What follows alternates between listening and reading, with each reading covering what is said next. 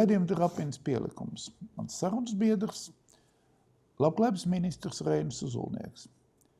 Zaļo zemnieku savienības numur 1 Zemgalē. Bet saruna nav par vēlēšanām, saruna mums ir par to, ka ir pienācis laiks labklājības un veselības jomu skatīt no kopējām pozīcijām.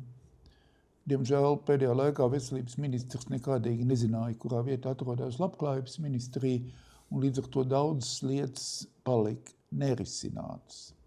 Tas, ko es gribu uzdot jautājumu Reinim Uzulniekam, ir, kā mēs varētu strādāt, lai atrisinātu visas tās lietas, kas ir saistītas darba nespējas lapā.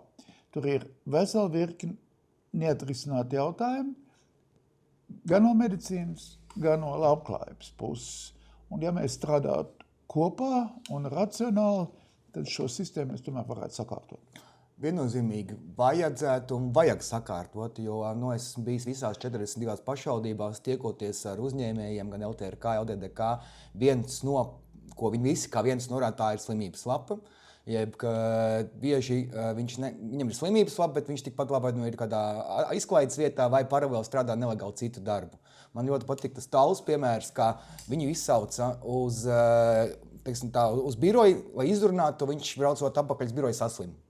Tā kā mums šādi stāsti nav nemazums, es domāju, ka no valstiskā viedokļa valsts varētu paņemt arī vienu dienu papildus uz sevi, nevis uz uzņēmēju sloga.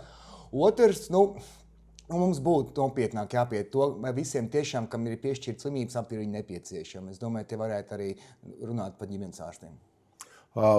Es atkal, protams, nevēlos atrast vainīgo.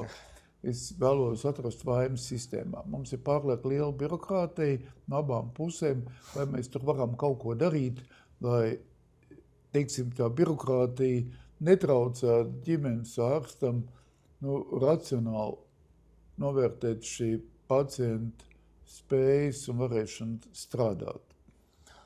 Noteikti, kā es teicu, noteikti kaut kāda digitalizācija valsts līmenī varētu šo te arī atrisināt, vai arī ir mums valstī sistēmas, kas var izsekot, cik bieži šis cilvēks ir saslims vai nav saslims. Es domāju, ka noteikti jānāk kopā abām ministrijām un jādomā, lai gan veselības ministrija pagaidām neredz, ka tā būtu baigā problēma, uzņēmējiem man saka citu.